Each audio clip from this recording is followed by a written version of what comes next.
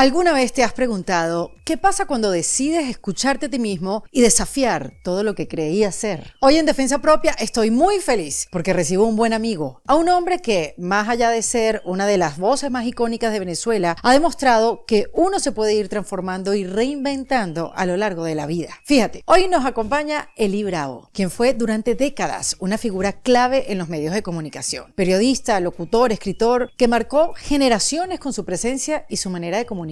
Pero lo que para muchos parecía una carrera consolidada, para Eli fue solo el comienzo. Después de 30 años en el medio, decidió dar una transición para certificarse como maestro de mindfulness en Los Ángeles. Después se formó en psicoterapia contemplativa en Nueva York y hace pocos años hizo una maestría en psicología sistemática en Miami. Ahora su propósito es ayudar a otros a desbloquear su potencial, superar retos y construir una vida con mayor sentido y conexión. Mira, en esta conversación hablamos de cómo escuchar tu intuición puede llevarte a desarrollar tu sabiduría interna. Eli comparte cómo logró soltar creencias que lo limitaban y reflexiona sobre cómo las identidades que creamos pueden convertirse en verdaderas prisiones. También exploramos la valentía que se necesita para seguir un camino auténtico en una sociedad que no quiere que cambies. Además, tocamos un tema fundamental: los permisos que hoy se están dando los hombres para sentir, llorar y hablar abiertamente de sus emociones, creando espacios de vulnerabilidad y transformación. Ya te voy a dejar con esta conversación, pero antes te quiero contar que después de años escribiendo mis newsletters para la comunidad que está suscrita totalmente gratis a mi boletín, elegí 20 de las cartas más significativas escritas estos últimos años, entre reflexiones de transformación, aprendizajes que me han dejado mis invitadas acá en el podcast, o bueno, sobre herramientas, prácticas que he aplicado en mi propio proceso de cambio, y están recopiladas en el libro llamada Reinventada, 20 cartas de la reinvención en defensa propia, que ya lo puedes conseguir en Amazon o en el link que te voy a dejar en la descripción de este episodio. Gracias por el apoyo que le han dado a este libro y espero que realmente te pueda acompañar bien. Por cierto, el 22 de febrero nos vemos en Dallas, que vuelvo para presentarme con puras cosas maravillosas, y pronto por fin voy a Canadá. El 8 y 9 de marzo los estaré visitando por Montreal y Toronto. Ya vienen más ciudades. Los tickets los puedes conseguir en ericadelavega.com. Mira, este episodio con Eli Bravo es una invitación a mirarte con honestidad, a cuestionarte y a abrazar la posibilidad de reinventarte sin importar en qué etapa de la vida estés, y a seguir tu intuición. Sobre todo, aprender a escucharla. En Defensa Propia. En Defensa Propia es presentado por Opción Yo, la primera comunidad latina de bienestar. En Defensa Propia se graba en Miami, en The Astro Studio. Bienvenido, Eli Bravo, en Defensa Propia. Qué felicidad estar aquí. Esto es una locura. Mira, si hay una conversación que yo quería tener en este podcast, era contigo. Y tú lo sabes hace mucho tiempo. Sí, hemos hablado de eso. Lo que pasa es que, claro, estaba hablando con mujeres y entonces no... Bueno, ¿cómo acomodamos? Además han venido personas pues muy famosas, conocidas, o gente, tú sabes, Eli, pero los hombres han, no sé, como tomado presencia en este podcast. Y yo dije, bueno. Ya se acabó el tiempo de descanso y vamos a hablar de reinvención, porque para mí una vida reinventada, completamente reinventada, ha sido la tuya, Eli. Lo hemos hablado fuera de micrófonos y la verdad que a mí me alucina cómo las vueltas que ha dado tu vida a propósito la mayoría de las veces. Bueno, digamos que cada vez con más propósito, pero el a propósito a veces también era accidental. Digamos, me gusta el cambio, me gusta cambiar, y es verdad que he tenido interés en hacer muchas cosas distintas. Eso tiene un lado fabuloso que puedo probar y experimentar. Por otro lado, con la constancia tengo ahí siempre una relación inconstante con algunas cosas. Entonces, yo diría que sí, ha habido mucho eso. Por esto de la reinvención me hace recordar una profesora que tuve en mi clase de psicología en el colegio que decía: Bravo, usted inventa mucho y le gusta hablar, ¿verdad? Y mira, tenías razón, ¿no? Durante muchos años fui locutor y he inventado mucho. Impresionante. Porque, a ver, la última vez que hablamos, que fue cuando a mí se me cayó, se me cayó de la impresión, fue cuando me dijiste, después de pandemia, que te habías graduado de psicólogo y que estabas ya como terapeuta atendiendo gente. Y yo, ¿en qué momento pasó esto? ¿Y de dónde salió eso? ¿Cómo pasó esto? Bueno, creo que vino de esa profesora de psicología, quizás. Claro. No, siempre me interesó, la psicología me interesó mucho y incluso en el mundo de la comunicación, cuando estudié periodismo, yo diría que todo lo relacionado al bienestar, la mente humana, conocer al ser humano me interesaba. Aun cuando trabajara con entretenimiento, política, otros temas, pero eso era algo que estaba allí, esa semilla estaba allí. Y cuando en un momento me di cuenta que mi carrera como comunicador, locutor, que llaman talento, nos llamaban así en el siglo pasado. Nos llamaban así, sí, es verdad. Estaba llegando a una encrucijada y yo veía que los dos caminos iban como así, ¿no sabes? Como, uy, esto se está así. No solo se separaban, sino que estaban bajando intensidad. Dije, tengo que hacer algo distinto y allí pues busqué lo que había sido siempre una segunda pasión para mí, la psicología. Entonces estudié mi maestría, con eso obtuve mi licencia. Y aquí en los Estados Unidos no puedo decir que soy psicólogo, porque el psicólogo es quien completa el bachelor o lo que son los primeros 4 años. Yo soy un counselor o consejero o lo que llaman un terapista, que es una maestría. Es una diferencia muy sutil, pero por lo menos en Venezuela teníamos la idea que el psicólogo era el que uno iba y conversaba con esa persona. Aquí ese es el terapista. El psicólogo tiene como otro perfil. En todo caso, es hacer terapia. Y como en un momento me dijo una terapista, que fue de alguna manera mi mentora, me dijo, tú lo que estás es cambiando de audiencia. Tú antes conversabas con mucha gente, ahora vas a escuchar uno, a veces 2 personas cuando trabajas pareja y dirás algo. Pero también la comunicación está presente. Wow. La terapia tiene un componente de comunicación muy importante. Uno está como terapeuta sobre todo allí para escuchar. Sí, pero el tamaño de la audiencia también cambió. Sí, para mi fortuna. Fíjate que eso son una de las cosas, bueno, porque tú decías si fue a propósito. Yo he tenido esta relación un poco extraña con el volumen de la audiencia y la presión de las audiencias cuando estoy trabajando. Y de muy joven, para quienes han nacido en el siglo XXI, hubo un siglo anterior, que era el XX, donde existía algo llamado la radio, que era además FM. No había ni podcast como esto que estamos haciendo. Y yo tuve un programa de radio que resultó muy exitoso. Ese fue mi primer contacto. ¿Qué año, Eli? Eso fue en el año 92. Año 92, cualquier cosa. Exactamente. Así se llamaba el programa de radio. Exactamente. Y tuvo una audiencia fabulosa y venía a hacer un programa de televisión y me encontraba siempre en esta relación de me gusta, no me gusta. Me gustaba poder llegar a una audiencia grande, pero me sentía muy incómodo con ese nivel de exposición y de alcance. Y a propósito, aquí sí yo creo que había una línea que yo busqué en ir, no solamente haciendo un programa que se pareciera más a lo que yo quería, sino que cada vez me importaba menos que tuviera menos audiencia. Y fíjate, terminé en una sala de terapia con 1 o 2 personas, se lo logré. Dime si eso no es un éxito. Es totalmente un éxito, lo lograste, de verdad sí. Sí, ya no había este tema del rating, la audiencia, que siempre me resultaba tan desgastante y además es adictivo. Entonces yo buscaba hacer cosas que se acercaran más a mí y ahí, por supuesto, tenía que balancear muchos otros temas, ¿no? La influencia que podía haber, el ingreso, o sea, muchas otras cosas. Y si tuviera que buscar un hilo común, era el interés de hacer un trabajo que me gustara a mí, que resonara conmigo para luego compartirlo con otras personas. Si no estaba muy a gusto o si no estaba funcionando, yo buscaba la forma de cambiar o salir de allí. Y si me estaba gustando mucho, pero aparecía otro interés, entonces también ahí me mudaba a probar. Sí, porque la gran pregunta siempre era, Eli, por lo menos en mi caso, la gente que está alrededor, ¿por qué Eli se fue? Hace muchos años fue esta pregunta. Bravo, usted inventa mucho. Le gusta hablar. Porque, a ver, o sea, en el momento en el año 1992, que salió cualquier cosa y vino este cambio en la radio en Venezuela, que fue liderada por ti y por tu equipo. Por mi equipo, porque nadie hace nada solo. Por eso. Siempre trabajamos en colectivo y creamos juntos. Sí, y era un equipo que se sentía y que tú le dabas su crédito y que tenían su nombre y apellido. Y eso es lo que pasó mucho en ese tipo de programas. Era un colectivo siempre, ¿no? Pero bueno, el primero fuiste tú. Y sí, tuviste muchos años en la comunicación, relevante en la radio venezolana, relevante en los medios de comunicación, la voz de miles de marcas. O sea, yo no sé si tú tienes un ranking de cuántas marcas hacías en un momento dado, pero mínimo 20 en un momento dado. Y además de productos que nunca utilicé. Claro, porque eras por locutor. ejemplo, no, hablando en serio, por ejemplo, había un gel fungicida genital para mujeres. Y claro, las de la producción de mi equipo me decían, sí, funcione, está bien, pero yo no podía tener, digamos, de primera mano, como por ejemplo si hubiera sido una hojilla de afeitar, pero sí, sí, muchas cosas. Hasta allí.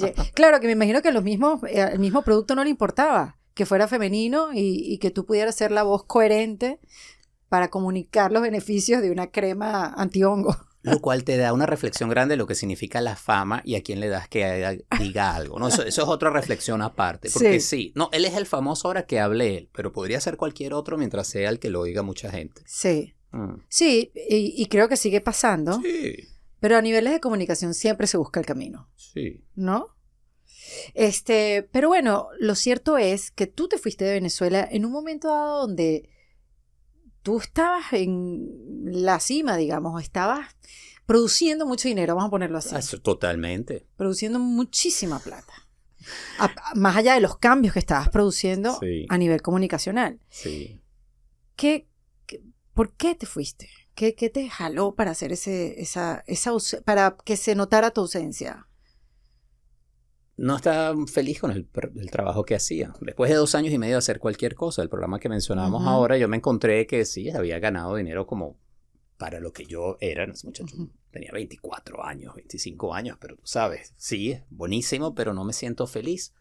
En ese momento yo vivía en una casa, un anexo, en Chula Vista, en una zona en Caracas muy hermosa que uno va subiendo por las montañas, hay unas vistas del Ávila preciosa. Yo voy subiendo por allí escuchando el cantante de Héctor Lavoe y llorando. Wow. Estaba deprimido. Wow. Yo solito en mi carro. ¿Pero tenías idea que era depresión o simplemente bueno, digamos que sabía cómo se sentía, pero no sabía el nivel de lo que tenía. Ay, wow. Y me di cuenta que no quiero seguir, no me siento cómodo. En ese caso, y volvemos al tema de la fama, me sentía que me habían puesto encima como una suerte de disfraz. Y uso la palabra con toda la intención de un disfraz. Y yo tenía que estar moviéndome dentro de ese disfraz y no lo aguanté más. Entonces fue el momento que decidí, me lo quito y voy a hacer cosas que me gusta hacer. Eso implicaba un gran riesgo, por supuesto. Claro. Porque en el momento que me voy, y me reí cuando decías la parte económica, porque un querido amigo en común, que es Guillermo Arévalo, quien trabajaba en la emisora donde también compartimos en Venezuela, él después me dice, él era en ese momento el subgerente de ventas, estaba haciendo también mucho dinero porque él vendía mi programa. Claro. Y él me dice, tú no sabes la rabieta y la rabia que yo te tenía a ti cuando tú decidiste eso. Pero hoy en día, esto me lo ha dicho Guillermo, que es fabuloso, yo entiendo lo que hiciste y que bueno, y mantenemos una buena amistad. Pero en ese momento dije, este muchacho está loco. Vale, y eso me lo dijeron todos, que yo estaba loco. A lo mejor lo estaba.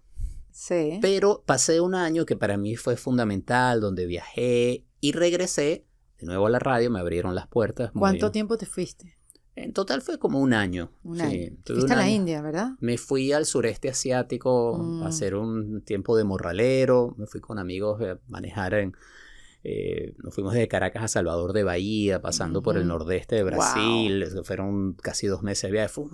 Imagínate, yo estaba ahí, para empezar nadie me conocía, lo cual era una maravilla, pero también estaba con mis amigos disfrutando, bueno, la carpa, tú sabes, un atardecer en una playa desierta en Brasil. Sí, no te estabas gastando tus ahorros. O sea, ¿sabes?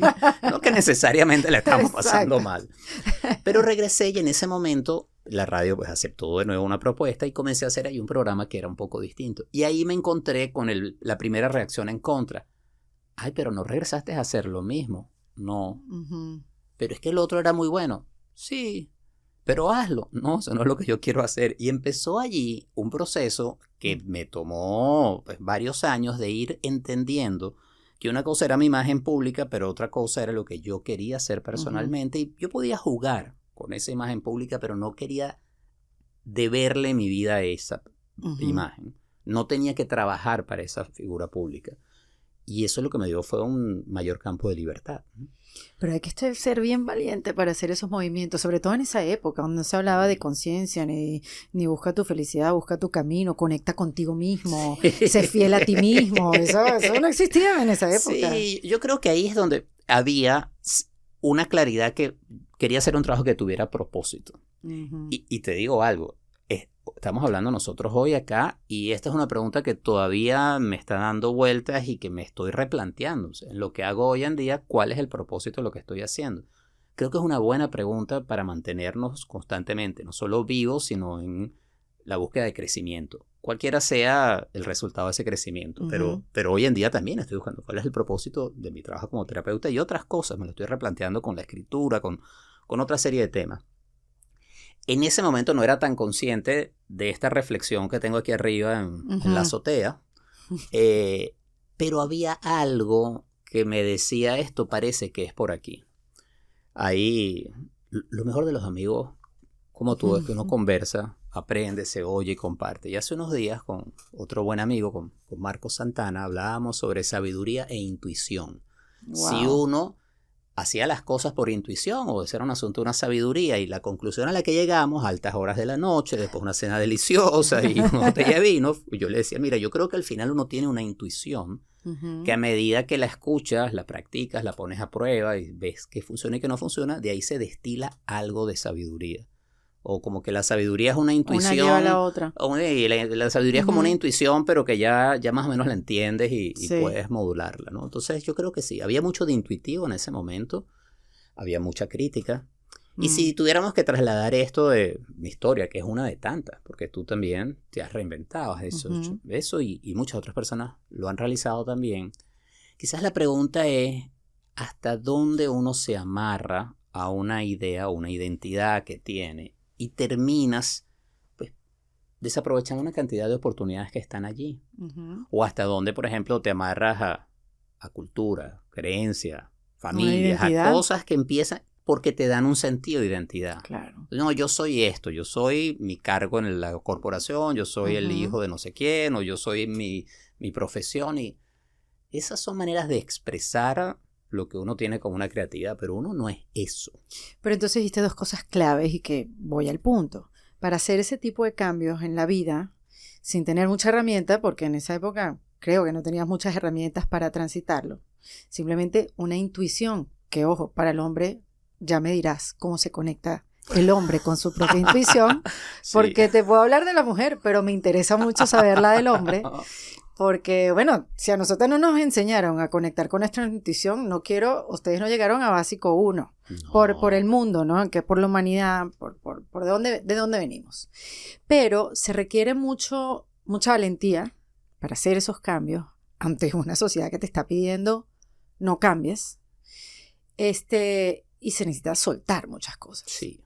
Soltar mucho de ti, de esta identidad que te creaste, soltar muchas creencias también. Sí.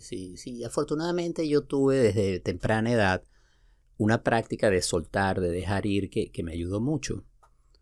Cuando empecé a perder el cabello. ¿Me estás echando broma? No, te estoy hablando en serio. ¿Es en serio? Claro que sí. Pero Eli... Ajá, sí, okay. Yo sé, por favor, sí. Esto es serio. Me va a quedar callada. Ya sé que yo conozco a Erika, me está viendo. Mira, yo entré a trabajar en la televisión venezolana y lo primero que me dijeron, tú no tienes imagen televisiva, así que a ti siempre te vamos a estar ocultando por ahí, tú no vas a salir mucho. Asuntos de la vida, terminé con el programa de televisión y terminé trabajando en televisión. Sonoclips. Exacto, y otros programas. Incluso vine aquí a trabajar a Miami para trabajar en People and Arts, un canal de cable para América Latina, y la mayoría de las personas que estaban en el equipo y en la gerencia decían, bueno, ¿qué le están viendo a este muchacho? Porque está, ¿sabes? Como medio calvo, narizón, flaquito. O sea, vamos a decir que no era la imagen de un galán. Pero quiero hacer la acotación que en la radio también era una voz que no era la voz del locutor de esa época. The story of my life. Esta es la historia de mi vida. Exacto. Okay. Entonces, incluso cuando trabajaba en People and Arts, televisión, estamos hablando de cambio de milenio, televisión por cable para América Latina, que se me estaba cayendo el cabello. Había un gerente de producción que nos llamamos Fatal, que insistía que yo me tenía que poner un spray negro para que no me brillara la coronilla. Wow. Y a mí, tú no sabes cuántas veces me ofrecieron hacerme implantes y cosas. Y yo dije, ¿sabes qué? A mí se me está cayendo el cabello y yo lo estoy dejando ir. No es que él se me cae, yo lo dejo ir. Él se va y yo lo dejo ir. Porque ahí... Fíjate tú, primero aceptar mi calvicie, aceptarme como era, pero encima de todo eso, que ese proceso iba a pasar en cámara, parece una tontería. Yo no puedo resistir esto, es un hecho. Si ustedes quieren que yo hable enfrente, ni me voy a poner pelo y no me voy a pintar la coronilla. Wow. Entonces fue una práctica diaria de soltar. O sea, yo no tengo que tratar de ser quien no soy y además entender que es un cambio natural, porque primero fue el cabello, pero después digamos que los cambios corporales son evidentes, ¿entiendes? Uno va a ser por siempre joven y el cuerpo es una excelente herramienta para aprender a soltar. ¿Será que tú me estás diciendo esto ahora por todo el conocimiento que tienes? ¿O será que de verdad eras tan consciente en ese momento? No, a lo mejor era más intuitivo y ahora soy un poco más, no sé si decir sabio, esa palabra suena mucho, pero digamos que lo he Pero ahora procesado. tienes muchísimas más herramientas tengo. y una práctica diaria. Lo que tengo son 56 años. Bueno, o sea, como pero decía mi amigo Fernando Cejo, ¿uno madura en la mata o madura en el piso? Pero Oye, Fernando Ceja a mí me regaló una que me decía, mira, Erika, todo lo que se puede explicar fácilmente. Una máxima que me ha acompañado para toda la vida. No le des mucha vuelta. Exacto. Si te trabas es porque no lo estás haciendo fácil. Fernando Cés. No, pero lo que siento, Eli, hablando de haciendo este recorrido, siento que tenías una conexión contigo mismo. No había conflicto. Muchos, ¿no? O sea, había internos. Sí, internos, interno. claro. Lo que he aprendido es a vivir con mis conflictos y entenderlos y algunos más o menos modularlos. Pero sí, yo creo que todos los seres humanos tenemos conflicto de algún tipo. Y tú no puedes saber con solo ver a alguien las batallas internas que está viviendo. Eso uno no lo sabe. Había esta película hermosísima, el título me encanta, de un hijo de García Márquez que se llama Things You Don't Know About Her Just by Looking. Ahorita lo mezclé, ya me olvido, no importa. Es una película hermosísima, la historia de 3 mujeres que tú lo que haces es indagar en lo que pasa en ellos y empiezas a descubrir la complejidad de los personajes. Todos tenemos eso. Quien nos está oyendo tiene una imagen de quién soy yo y de quién eres tú, pero realmente no sabe lo que está pasando allí donde el alma toca el hueso y donde uno está consigo mismo, ¿no? Entonces sí, pero uno aprende a manejar eso, Erika. Al final yo creo que no se trata de no tener conflictos, eso no existe, pero entenderlos y procesarlos. Claro, pero remontándome en esa época, pareciera que era para ti más fácil estar conectado contigo mismo que conectado con las exigencias y lo que te estaba pidiendo el entorno afuera. Sí. Cosa que en mi caso, y sé que para mucha gente es al revés. Es más fácil conectar con el afuera y no conectarse con uno mismo, porque imagínate qué lío. Sí. Ajá. Me dicen, sí, mi mente es un lugar al que no me siento muy seguro y por eso no voy solo, ¿no? Dicen.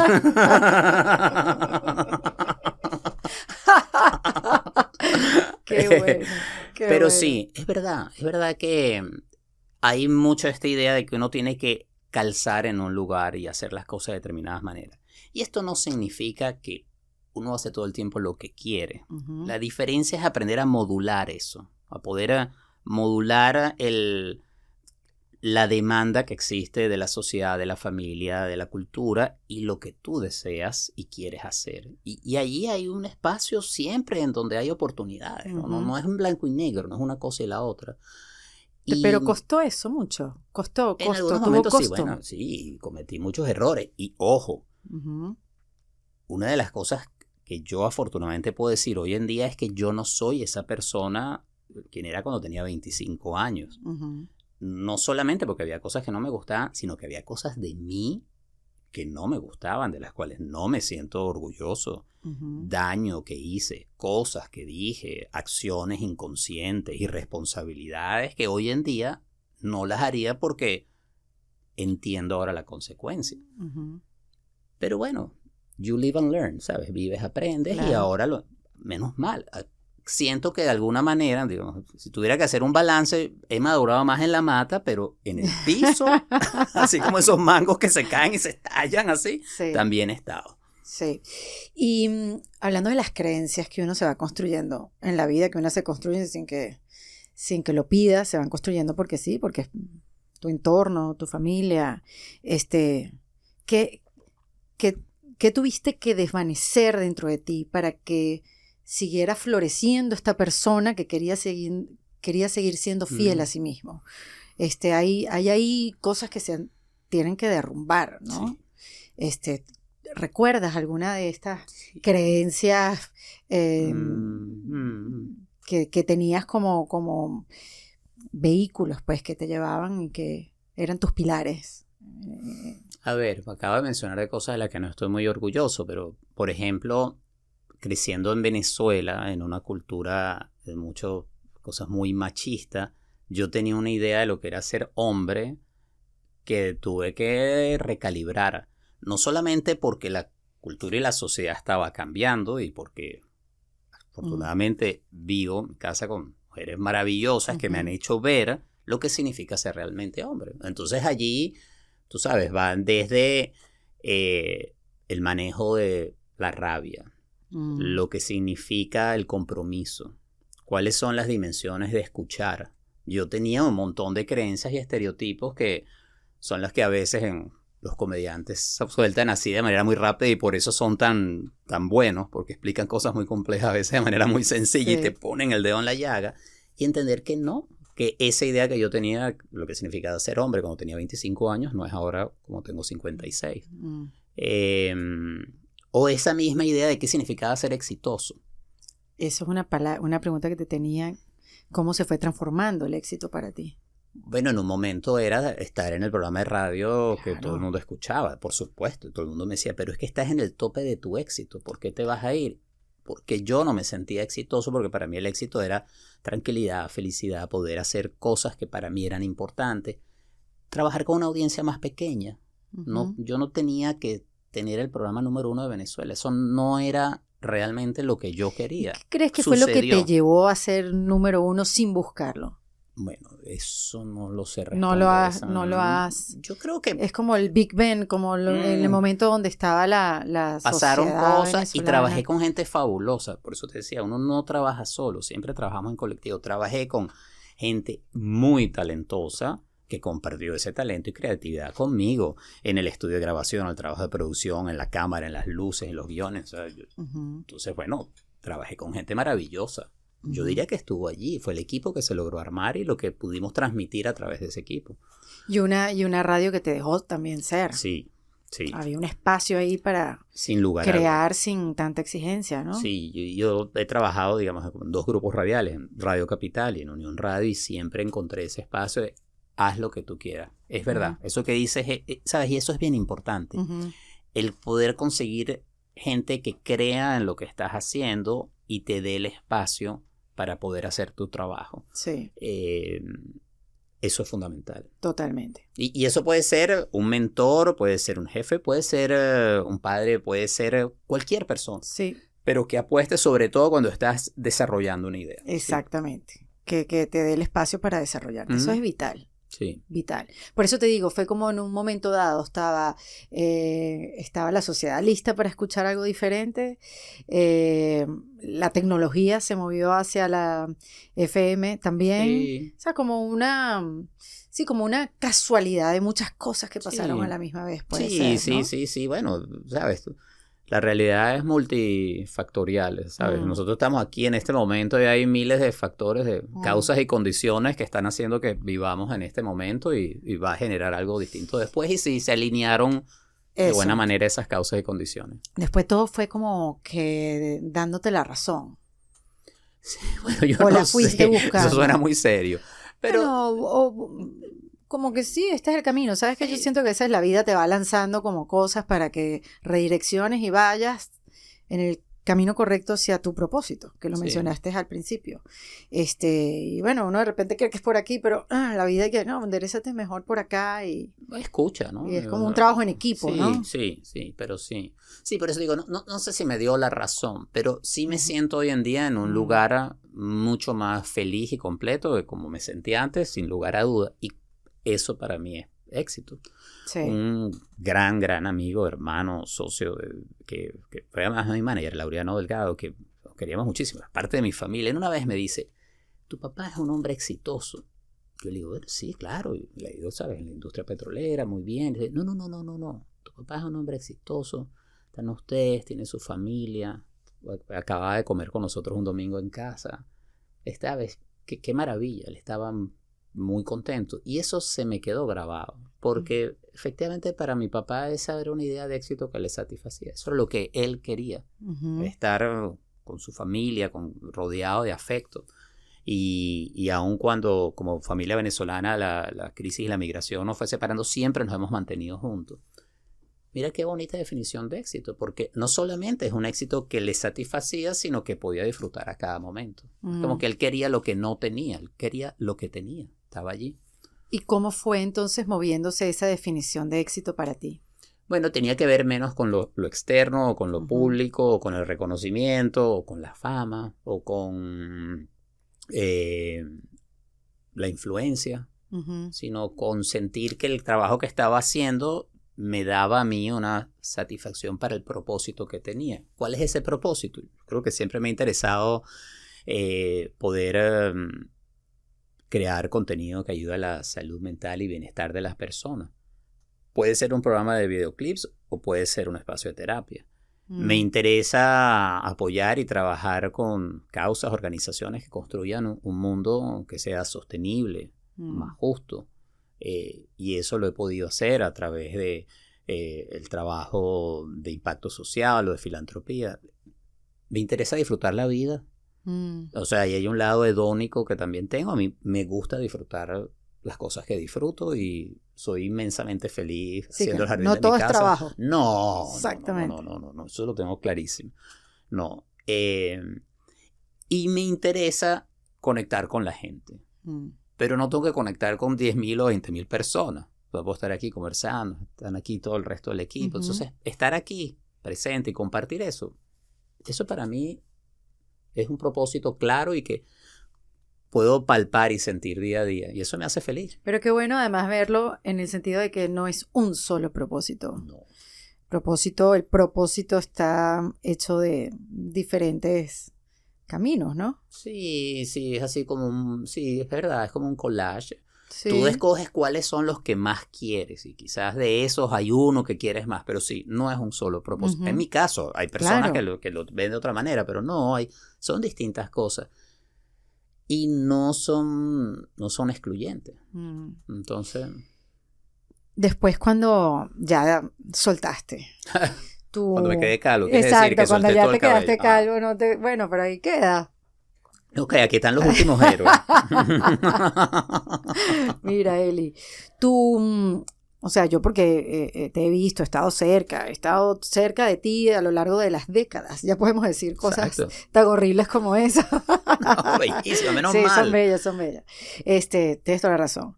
Pero bueno, tu trabajo comunicacional fue yéndose a otros caminos, digamos que te fuiste más hacia lo informativo. Recuerdo haberte escuchado aquí en unos viajes que uno hacía a Miami haciendo entrevistas a personajes importantes en la vida política en inglés, o sea, ya lo tuyo, escrito libros, o sea, tenía como un poco más de estructura tus ganas de comunicar. Por ahí te fuiste, pero donde fue otro cambio importante y donde volviste a sorprender a los demás, pero pareciera que a ti mismo no, fue ese cambio de la búsqueda a inspirulina. Sí. ¿No? Sí. Y no sé si coincide con la búsqueda del mindfulness, que te fuiste a estudiar, no sé qué vino, o sea, ¿qué inspiró, qué te llevó a esa búsqueda, la creación de inspirulina? Que explícanos qué era para los que no la conocieron. Yo no sé si hubo huevo o gallina o al final aquí se dieron juntos, ¿no? Pero en el 2011 yo cofundé junto a la agencia creativa del autobús con un grupo fabuloso, que ahí también fue un trabajo colectivo sensacional, la plataforma Inspirulina. Era una plataforma de contenidos en español sobre bienestar y salud. 2011 fue eso. 2011. Mira tú, saca cuenta tú. No, porque en esa época yo lancé Erika Tipo Web, que era un portal femenino, pero yo pensaba que Inspirulina había sido mucho antes. No. Pero es que yo creo que ya venían las cápsulas de radio. Ya yo estaba tocando esos temas, hablaba de eso. Ya tú hablabas de eso. Pero Erika Tipo Web era una de las referencias que teníamos. Porque bueno, estábamos tratando de entender cómo hacemos esto, ¿no?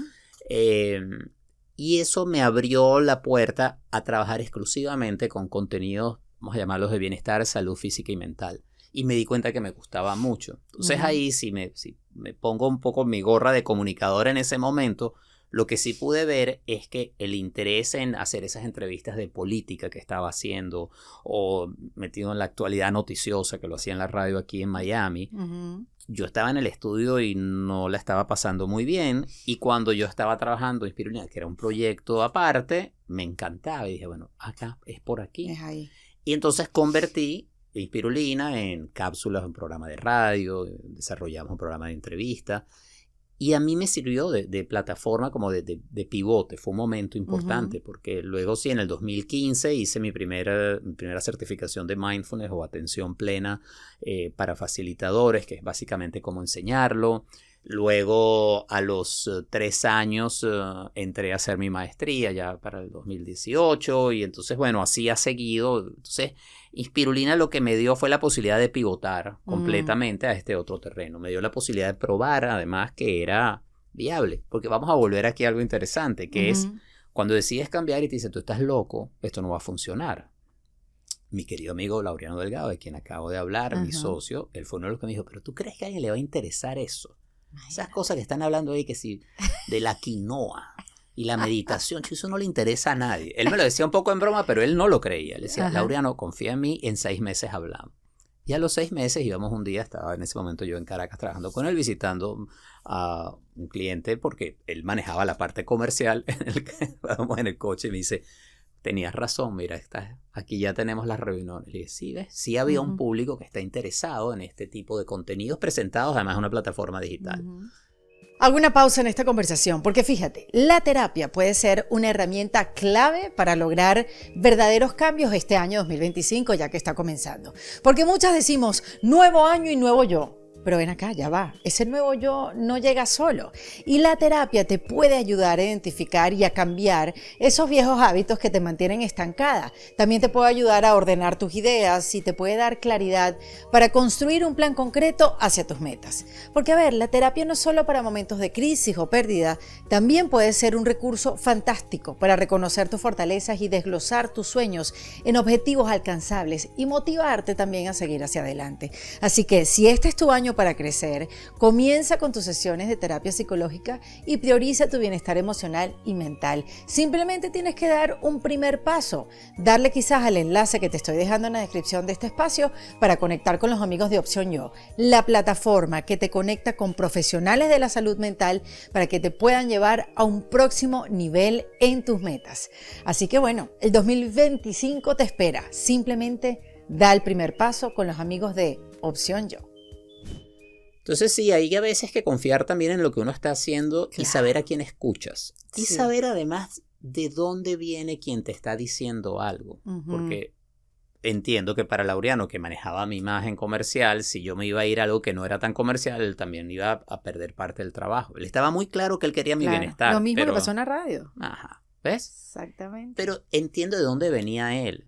Pero por encima de lo que podría ser ese interés comercial natural, porque era su trabajo, yo lo que confiaba era en el cariño, afecto, el amor y la relación que teníamos. Yo sabía que él era mi aliado. Claro. Y eso se mantuvo todo el tiempo. Claro. Entonces hay que saber a quién escuchar y de dónde viene y entender un poco qué hay detrás de esas palabras. Bueno, y la clave es escucharse.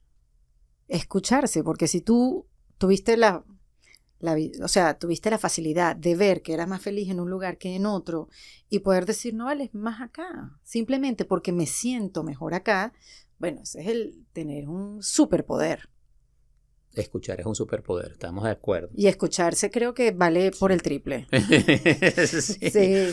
Y además no solamente escucharse las palabras, yo cuando te decía que el cuerpo puede ser un gran espacio de práctica para el cambio y para el entendimiento, es porque hay cosas que no se traducen en palabras, pero se sienten. Y si uno tiene una conexión con su cuerpo clara, diáfana, sí, puedes captar ahí un poco más de la información que no es una información verbal, ¿no? O sea, nosotros no somos solo mente. Sí. Normalmente vamos por ahí pensando que vivimos aquí arriba en el penthouse y que esto es un dispositivo de movilización de la cabeza, y no es así. Entonces, sí, poder escucharse. ¿Cuántos años llevas estudiando mindfulness? Yo hice mi primer retiro, lo hice hace más de 20, en el 2002, 22 años. Pero digamos, estudiándolo formalmente desde el 2015. Y hoy en día combino mucho el mindfulness y la atención plena con el trabajo de terapia, porque creo que se integran muy bien. Y desde que estudié mindfulness me interesaron mucho las aplicaciones para terapia y psicología que tenía el darnos cuenta. Porque al final el proceso... Eso te quería... Explícanos qué es el mindfulness. Darse cuenta de la realidad como es. Darse cuenta de lo que está sucediendo mientras está sucediendo. Y eso implica lo que está sucediendo en el entorno, las luces, estamos tú y yo conversando, la temperatura del agua, pero también lo que está pasando adentro. Por ejemplo, cierto, ¿sabes? Ahorita mi estómago me está diciendo, oye, cuídate, pero también cómo me siento emocionalmente. O sea, poder darse cuenta de toda la información que está circulando, porque en el momento que la haces consciente, puedes trabajar con ello. Entonces, esa es una definición de mindfulness, darse cuenta de lo que está pasando mientras está pasando. No tiene que ver con poner la mente en blanco, no tiene que ver con esta idea de que vas a estar en un nirvana constante y todos los días, no. Es estar más consciente de lo que hacemos. Cuando podemos traer la luz de la conciencia a nuestra vida, empezamos a ver las opciones y no estamos completamente dominados por el piloto automático, el inconsciente, las creencias que no nos hemos dado cuenta que estamos allí todavía defendiendo. O sea, muchas otras cosas que están corriendo por debajo, ¿no? Nosotros somos conscientes de una pequeña parte de quienes somos. La invitación del mindfulness es a tratar de abrir más ese lente y poner más luz para ver lo que somos realmente. No lo que nos dijeron, no el título que tenemos en la puerta de la oficina, no el título que tenemos colgado. Esos son expresiones de lo que somos realmente. ¿Y qué somos realmente? ¿Qué somos, en nuestro próximo capítulo, en Defensa Propia. Bueno, tú sabes que una de las preguntas que yo me he hecho a lo largo de estos años en el podcast es ¿quién soy? Porque bueno, no puede ser que me siga definiendo algo que ni siquiera estoy haciendo. Es decir, no me puede seguir definiendo presentadora de televisión o locutora si no estoy en la televisión, ni estoy en la radio. Entonces, ¿quién soy si no estoy haciendo nada de eso? Eres una conciencia que en este momento se llama Erika y que está aquí sentada con el calvito del frente, que en este momento se llama Eli. Mira, la pregunta de quién soy o quién soy yo es una pregunta central en las tradiciones espirituales o contemplativas, especialmente en Oriente, en el budismo, también en el hinduismo, porque ¿qué somos realmente? Ayuda a conectar con lo que sería la esencia, quien está allí adentro, mantiene viva a quien estoy viendo. Pero es verdad, tú no eres una presentadora de televisión. ¿Lo fuiste? Sí, eso fue ya fue. Eso era un vehículo para expresar lo que tú internamente eres. Y puedes llamarlo una conciencia amorosa, hay gente que lo llama tu verdadera esencia. ¿Cómo te llamas a ti? Yo digo que, bueno, ¿quién soy? The one who knows. A mí me gusta esa expresión que una vez me dijo uno de mis maestros, que es Jack Kornfield, que a mí me interesa mucho el tema de la conciencia, porque ¿qué es la conciencia y de dónde viene? En el mundo de la ciencia y de la filosofía no se sabe muy bien. O sea, se dice, ¿dónde está la conciencia? ¿Dónde la tiene usted? Tú puedes saber dónde está el corazón, dónde tienes el páncreas. La conciencia, bueno, parece que está en el cerebro, sí, pero ¿en qué parte? No sabemos mucho. ¿Cómo se genera? No tenemos idea. Lo llaman la pregunta difícil del mundo de las ciencias y de la filosofía.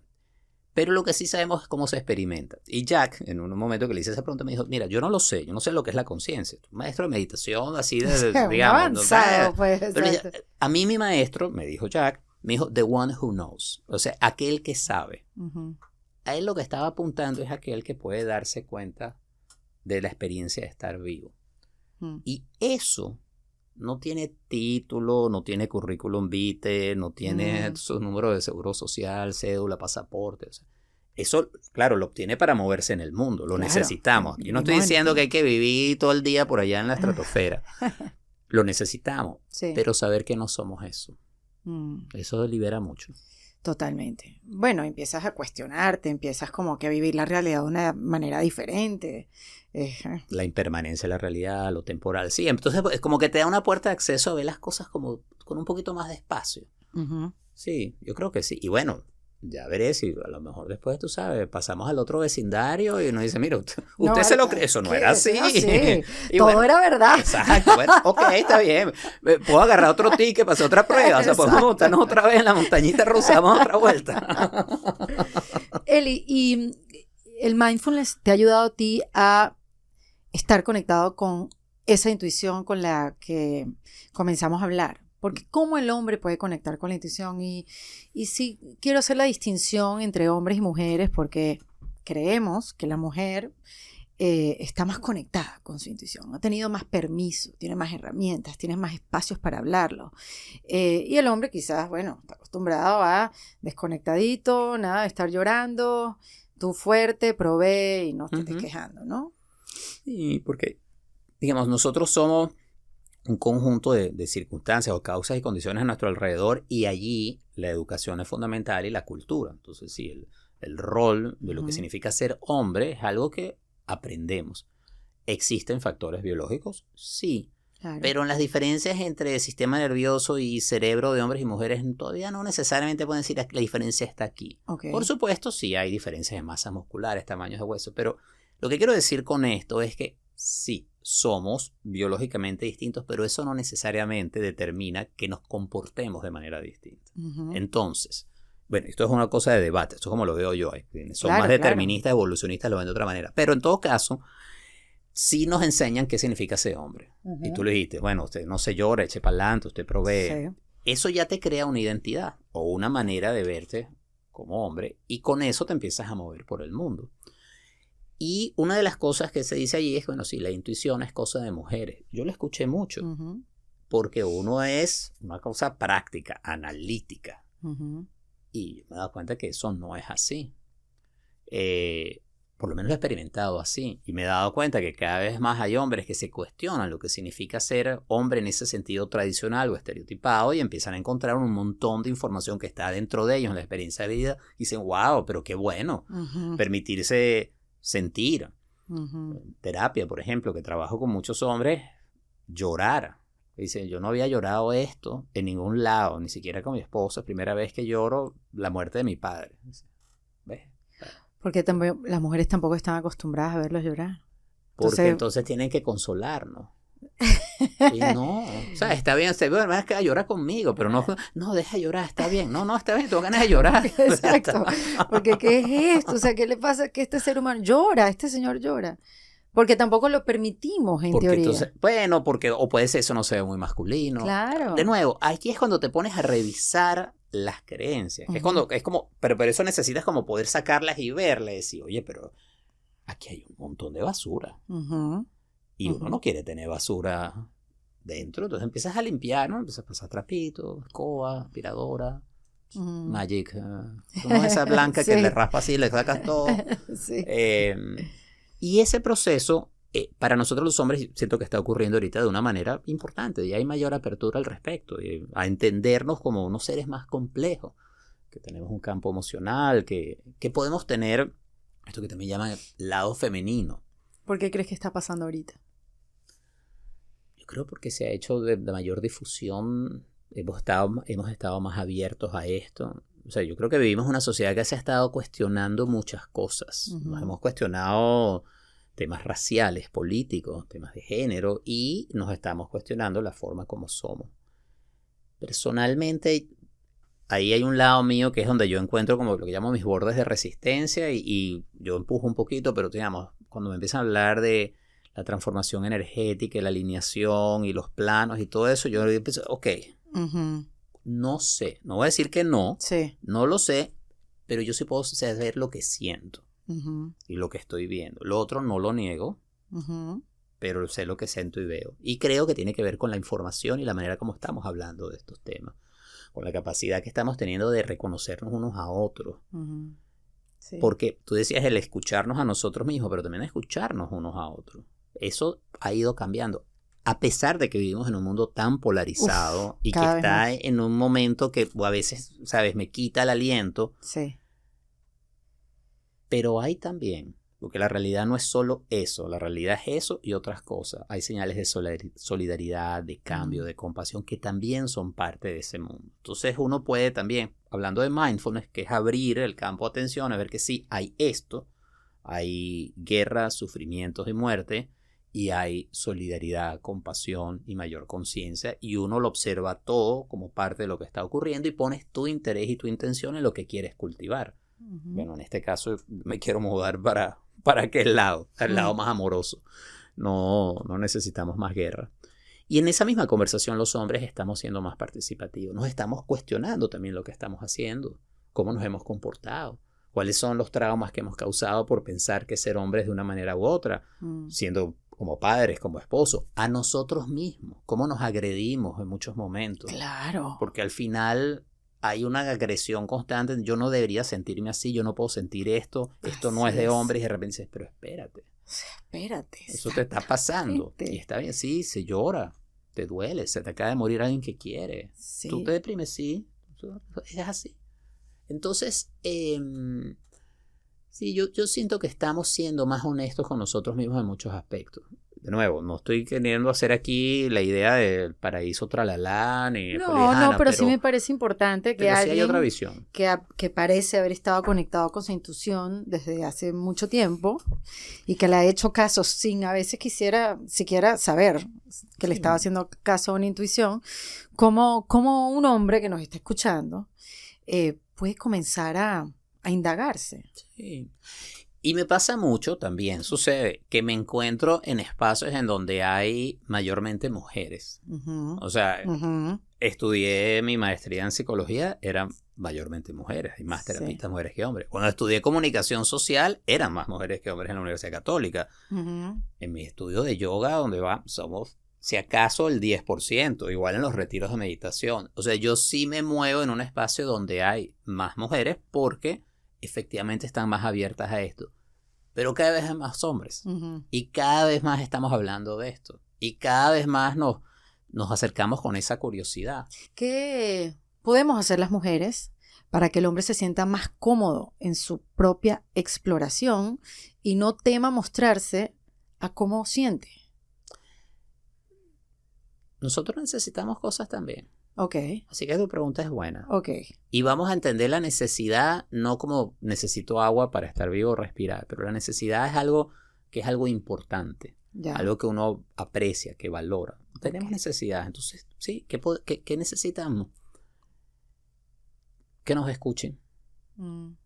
Que nos escuchen. Y tú dirás, pero si no para de hablar.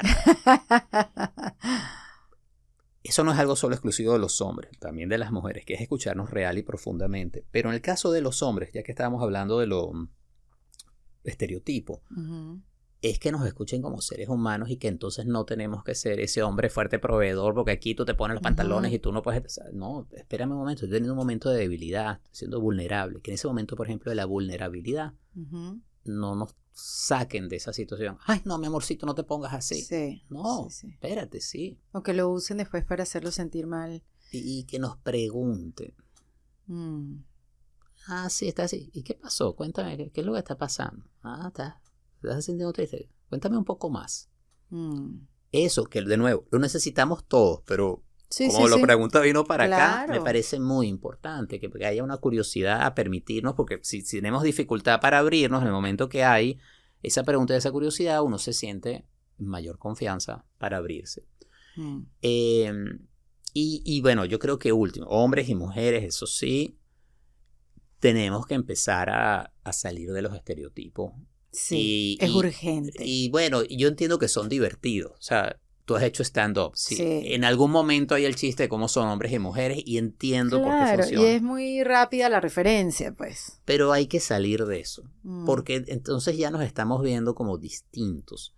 Y yo creo que sí, somos diferentes, tenemos diferencias en la biología, con la educación, pero en el fondo somos seres humanos con necesidades que son las mismas, que son las necesidades de seres humanos. Entonces, si nos podemos ver así, yo creo que eso es importantísimo. Sí, hay mucho que aprender. Hay mucho que aprender el uno del otro. Yo creo, Eli, porque además lo he dicho aquí muchas veces, que esa nueva relación que se está construyendo entre hombre y mujer, o sea, necesita tener unas bases distintas a como era antes, porque, bueno, se quebró. Sí. Se quebró. Y ha cambiado mucho en el tiempo, Erika. O sea, vamos a pensar, por ejemplo, en el matrimonio. Para usar una estructura o una institución social, el matrimonio hace 500 o 600 años tenía funciones muy distintas a las de hoy en día. Había la necesidad de trabajar un terreno de tierra, puede que hayan habido casos de amor, pero generalmente era arreglado, tener familia, fuerza de trabajo, eso ha ido cambiando en el tiempo, luego empieza la idea del amor romántico, después de la Edad Media, luego empieza esta idea de la integración, y hoy en día tenemos unas expectativas de las relaciones que son muy altas, de satisfacción y realización del uno en el otro, de encontrar esta alma gemela con la cual vibremos. Bueno, ok, buenísimo. No todo el tiempo pasa con todas las parejas y no necesariamente las necesitan, pero a lo que voy es que entender de qué es lo que necesitamos uno de otro en muchas cosas es más sencillo. Volviendo a aquello que si algo lo vas a explicar, lo explicas sencillo. Sí. Necesitamos sentirnos seguros. Necesitamos sentirnos que hay un grado de confianza. Necesitamos sentir que hay un grado de proyectos compartidos. Necesitamos sentir que hay un espacio para expresar lo que sentimos sin que haya el riesgo que va a ser usado en nuestra contra. Uy, sí. Necesitamos un espacio para escucharnos. Y necesitamos un espacio individual también. Claro. Entonces, ¿sabes? Son cosas muy sencillas. Sí. Eso no significa que necesariamente uno va a estar vibrando en un plano pentastral en otro sitio. Yo creo que se necesita práctica. Eso sí. Bueno. Bueno, cuestión de práctica. Se llama mi podcast. Exacto. Precisamente porque sí. Porque esa es la otra. Uno piensa que uno se enamora y ya con el amor, pues la relación va a funcionar. Y no. O sea, estar en una relación, y aquí ya no tiene que ser matrimonio, pero una relación comprometida de hombres y mujeres. No sé si ese era el marco en que lo estabas pensando en un momento, pero tiene que ver con escoger a la persona que tienes tal y como es todos los días. Todos los días te levantas tal y como eres, te escojo estar contigo. Porque eso te va a permitir estar escogiendo a esa persona a través del tiempo, porque va a cambiar, como vas a cambiar tú también. Y en los momentos en que no quieras estar, porque vas a despertar un día y dices, no aguanto esto, vas a entender que, bueno, pero la verdad que tengo más veces que estoy diciendo que me quiero quedar aquí y en el fondo esto es lo que quiero. O sea, que esto es solamente un episodio, mañana a lo mejor elijo distinto y sigues adelante. Con ánimos de ser como una adivinadora. ¿En qué te sientes más cómodo hoy en día para ver qué vas a estar haciendo en los próximos? ¿En qué me siento cómodo? Mira. ¿En qué espacio dices, oye, yo aquí me siento un poquito más feliz que acá? No sé si eso todavía te pasa o has logrado construir una vida, bueno, obviamente con tu familia, tus hijas que ya están grandes y es una nueva etapa para ti, tu esposa Gaby. Bueno, Gaby y yo estamos en lo que llaman empty nesters. Exacto, ya se han ido a college, entonces ahora es una nueva etapa en la vida de la pareja. Por eso te fabulosa, digo. Fantástica. ¿Cómo lo estás viviendo? ¿Cómo lo ves? ¿Qué espacios has abierto en tu vida para explorar? Bueno, en reencontrar ese propósito. O sea, para nosotros como matrimonio y pareja, nuestro propósito ahora también se replantea porque ya la etapa de educar hijos y lanzarlos al mundo ya terminó, qué es lo que queremos hacer juntos. Y una de las cosas que me encanta es que nos hemos encontrado que tenemos muchas sintonías, pero hay otras cosas que no. Y eso es fantástico, porque entonces estamos entrando en un proceso de conversación y de negociación de cómo vamos a manejar esto. Y me encanta. Me encanta porque, de nuevo, yo no soy todo para ella y ella no es todo para mí. Somos dos personas que tenemos un proyecto juntos y eso lo entendemos cada vez más y nos damos apoyo uno a otro, pero no estamos allí para llenar el vacío del otro. Y menos el vacío de los hijos, pues que ahorita es como el doble vacío, exactamente, ¿no? Exactamente. Entonces, por ahora, ya que estamos hablando hoy, día que estamos grabando, me siento muy a gusto en mi casa. Tengo ahorita como muchas de estas ideas de que quiero vivir en otras ciudades en algún momento, o sea, como ya de Miami, siento que... ¿Cuántos años llevan en Miami ya? En el año 97 llegué. Ese sonido fue suficiente. Es que yo llegué aquí, primero la primera vez que vine... 25 años. Bueno, la primera vez que vine dormí una noche en tránsito, tenía 12 años. La segunda vez vine con nuestro querido Polo Troconis a ver un concierto de Billy Joel, pasé 2 noches en Miami y dije, este es el último lugar en mi vida donde yo vengo a vivir. Tercera vez que vine a hacer un casting para People and Arts, pasé 2 noches, me dieron el trabajo. La cuarta vez que vine, aterricé aquí ya para trabajar y dije, yo estoy aquí 1 año y me voy porque Yo no aguanto esto. Año 97. ¿Qué tal? Ya, Ahí sí no hay que hacerte mucho caso, Eli. No, ahí yo ya estaba equivocadito. Entonces estás explorando. Pero sí, me gustaría como vivir, y eso se lo estamos conversando mucho Gaby y yo, de tener una experiencia, vivir en otras culturas, o sea, de empezar a abrirnos otras cosas, de encontrar propósito, por ejemplo, que mi trabajo tenga un impacto, que tenga sobre todo ese impacto en lo que son sostenibilidad y construcción de un mundo más justo, más equitativo, más sostenible. Uh-huh. El mindfulness, ¿dónde queda? Porque te he visto compartiendo muchas herramientas, más que antes. Sí, pero ese trabajo es de Gaby. ¿Ves? Esa es parte de donde estamos trabajando juntos sobre la plataforma de mindfulness. Okay. Y ella está creando ese contenido, yo lo estoy compartiendo en Instagram. Y ahí estamos encontrando un espacio para trabajar juntos. Por ejemplo, dentro de mindfulness tenemos encuentros quincenales en línea que son para meditar y responder preguntas sobre la práctica y nos alternamos, a veces lo hacemos juntos. Entonces ese es un proyecto conjunto. Ay, qué bien, como una membresía. No, en el caso de Open Mindfulness solo se registran, es gratuito. Se llama así openmindfulness.com. Open Mindfulness. Sí, nuestra plataforma se llama Mindfulness, termina en T como nido, Mindfulness. Y el Open Mindfulness es un espacio virtual para que todas las personas que quieran acompañarnos, cada 15 días hacemos 45 minutos, meditamos juntos, hablamos sobre la práctica, respondemos preguntas. Es como un encuentro virtual de personas que están interesadas en el mindfulness. No sabía que estaban haciendo eso. Sí. Eso y ahí Gaby ha tenido un empuje fabuloso porque ella tiene no solamente... Gaby es quien me trae además a la práctica de mindfulness, porque ella había hecho ya sus retiros de meditación vipassana y me invitó en el año 2002 a hacer uno y me encantó. Y ha sido siempre parte de nuestra relación, pero cada uno tiene su práctica. Y ella, arquitecta que trabajó muchísimo en el mundo de la hotelería, tuvo toda una carrera, ella también tiene una historia de reinvención fabulosa. Yo te dije que quería hablar con ella y me dijiste, bueno. No, claro. Yo se lo dije a ella, ella me dijo, no, Erika, ya va. No, vamos a ver. Porque yo sé que le da como un poco. Yo me muero por hablar con Gaby. Me muero por hablar con Gaby. Es fascinante. Yo quiero hablar con Gaby. Y ella fue la que me trajo y ahí empezamos a construir esto juntos. Entonces, cada uno tiene su práctica, pero compartimos el interés en, por ejemplo, hablando de propósito, hacer lo más accesible posible esta práctica para beneficio de los demás. Mucho trabajo para hacer. Sí. Y tenemos una visión ahí muy clara. Ese es uno de esos proyectos en conjunto que tenemos, hacer retiros, seguir haciendo cursos. Entonces allí hay un trabajo fascinante. Y tenemos estilos muy distintos. Cuando te hablaba de nuestras diferencias, Gaby es muy organizada, es estructurada.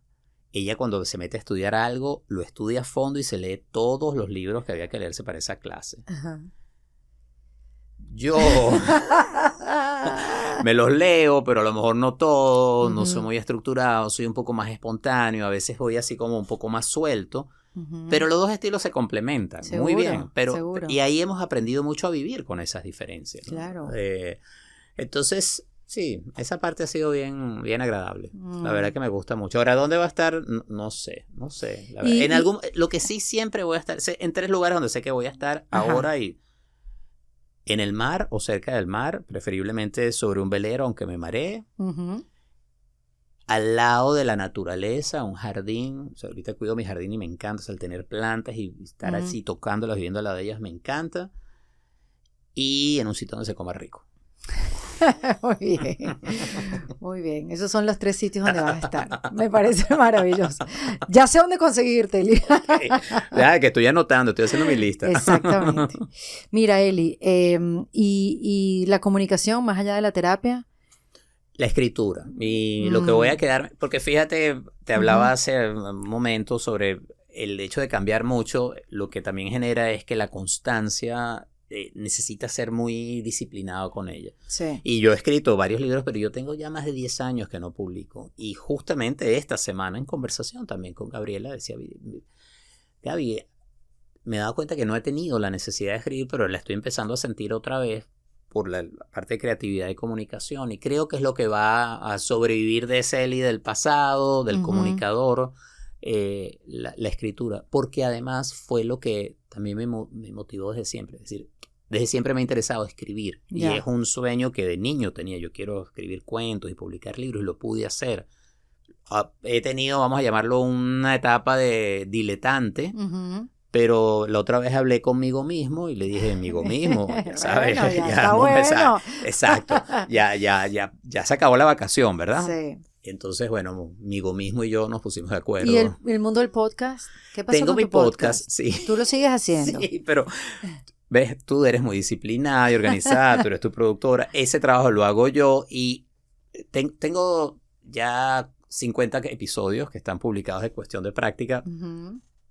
Pero también lo voy a retomar. Yo en un momento dije que iba a hacer uno a la semana, después dije que era cada 15 días, voy a hacer uno al mes por lo menos, me acabo de comprometer aquí Muy en este bien, momento. me encanta, porque además de tu podcast de Cuestión de Práctica, yo conocí a una mujer maravillosa que, bueno, es uno de los orgullos de Venezuela y que yo no tenía idea de ella hasta que la escuché en un episodio tuyo de podcast que no me acuerdo cómo, ya buscando, bueno, sabes, cuando buscas información chévere es escuchar el I.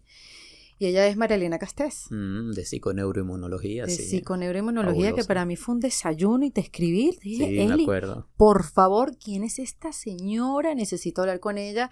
Y bueno, el camino de ella, pues ahora tiene estos cursos, ha ayudado a tanta gente a sanarse, a prevenir la enfermedad. Y ella es como patrimonio nacional. Totalmente. El trabajo que hace la doctora Castés, mira cómo te hablo. No, de verdad, porque hay que darle como que su puesto, porque ella tiene como un peldaño ahí mucho más elevado por todo lo que ha hecho. Tenemos que procurarla. Sí. A ella la tenemos que cuidar y que su enseñanza continúe. Yo la he querido acompañar en diferentes cosas porque es muy valioso lo que ella hace. Y con una base muy sólida. Sí. Es decir, su trabajo de investigación, porque está todo muy anclado en Sí. la investigación como médico, como científica, que es una de las cosas que a mí me atrae mucho Ujú. cuando disciplinas de cualquier tipo tienen una base y hay un estudio y hay un soporte científico. O sea, ese es el lado mío como periodista que quiere Qué raro que no te ciertos digas hechos. por la neurociencia, Eli. Es que es muy complicado, hay muchos nombres que no entiendo. No, me interesaba, leí mucho, Sí. pero no, porque es que al final lo que me interesa, fíjate, lo que me interesaba no era el trabajo solo del entendimiento, sino la conexión y la interacción con las personas. O sea, no me veía como un neurocientífico, Ya. pero sí, me gusta mucho y he leído mucho y me parece fascinante. Y fíjate que quizás esto lo pueda amarrar a lo que hemos estado hablando hoy en el podcast. Ujú. La doctora Castés es un buen ejemplo de eso que llaman como los 3 niveles de la felicidad, que en la psicología positiva Martin Selig los definía, que la Ujú. primera es la felicidad hedónica, Ujú. o sea, hacer algo rico, estar en la playa, hacer cosas que te gustan. Ujú. Lo segundo es cuando eso lo haces en conexión con otras personas, que hay una parte social, pero el grado máximo de felicidad es cuando hay un propósito o Ujú. existe una intención del trabajo de servicio a los demás. Correcto. Y la doctora Castés lo ha hecho por un servicio a la comunidad. Entonces allí vienes a eso, este es el propósito, este Ese es lo que a es. mí realmente me llena. Ese es. Y yo creo que todos de alguna manera buscamos eso. Sí, ese es. Y otra vez el mismo concepto. Es sencillo, pero llegar ahí es un camino. Sí, bueno, Ajá. De eso se trata. lo rico es caminarlo. Sí, exactamente. Eli, regálame 3 tips para reinventarse. Tú que lo has hecho unas cuantas veces en la vida. Bueno, mira, quizás y de la conversación de hoy, escucharse. Y eso Ujú. significa no solamente escuchar tus pensamientos, porque uno no tiene que escuchar ni creerse todo lo que la mente le dice. Ujú. Porque, ¿sabes? La mente produce una cantidad de cosas que no tienes. La reflexión es buena, pero no tienes que escucharlo todo. Entonces, escuchar también desde el cuerpo. ¿Cómo se siente esto? ¿Cómo me siento ante este escenario, ante el otro? O sea, conectar con tu cuerpo para tomar también la información que está allí, que no es solamente logos, no es solamente palabras, no es solamente pensamiento. Ujú. Lo segundo, saber que te vas a equivocar. ¿Y qué pasa? Y bueno, Bueno, sí, ya sabes, digamos, la mejor manera de no equivocarse es no intentar. nada. Exacto. Mm. Entonces, te vas a equivocar, pero de eso, que este es el 2.1, Sí. vas a derivar unos aprendizajes que te van a ayudar en ese proceso a seguir avanzando. Y yo diría que el tercero es saber a quién escuchar. Mm. Por supuesto, escucharse a uno, escuchar sobre todo la parte sana de uno, Sí. no toda. O sea, el neurótico no hay que estarlo escuchando tanto. Sí. Pero también a la gente con la que tengas genuina confianza. Sí. Y porque son personas que te van a dar apoyo o una visión que no tenga, pero lo hacen desde un lugar de cariño, ¿no? O de afecto o de experticia. Pero, digamos, si tú con tu idea se la estás preguntando a todo el mundo, vas a encontrarte en una confusión absoluta porque cada quien tiene una opinión. Sí. Digamos que las opiniones son como, digamos, bueno, hay una expresión española que es un poco soez, no la voy a decir. Pero Dila. No, dicen las opiniones son como los culos. Todo el mundo tiene uno. Muy bien. O sea, sí, más descriptivo que eso no hay. Exactamente. Y olé. Y olé. Me encantó. Gracias por venir, Eli. No, a ti, gracias por invitarme. De Imagínate verdad, tú. Pues. sí. Ahora sí voy a hacer, imagínate. Qué chévere hablar contigo. Óyeme, ¿pero a dónde van para conectar contigo? ¿Para dónde vamos? ¿A dónde? A Instagram, a tu cuenta mira, de... mindfulness.global. Termina en T. Mindfulness.global es nuestra página web.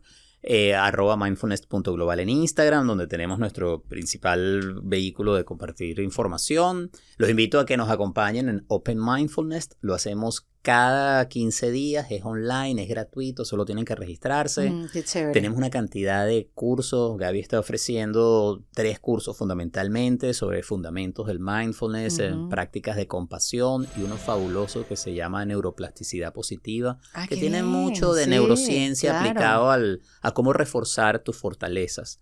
Pero eso te lo va a contar ella cuando venga. Eso, aquí. Y por ahí estamos pensando hacer retiros, sí. Queremos hacer retiros en línea y eventualmente hacer los retiros en presenciales. O sea que por ahí van los planes. Qué chévere. Para allá voy. Ya lo sabes. Bienvenida. Eli Bravo, en Defensa Propia. En Defensa Propia fue presentado por Opción Yo, la primera comunidad latina de bienestar. En Defensa Propia se graba en Miami, en The Astro Studio. En Defensa Propia es producido con el apoyo de Andrea Wallis y editado por Vanessa Ferrebus y Jesús Acosta, con música original de Para Rayos Studios. Yo soy Erika de la Vega y recuerda que esto lo hacemos en Defensa Propia.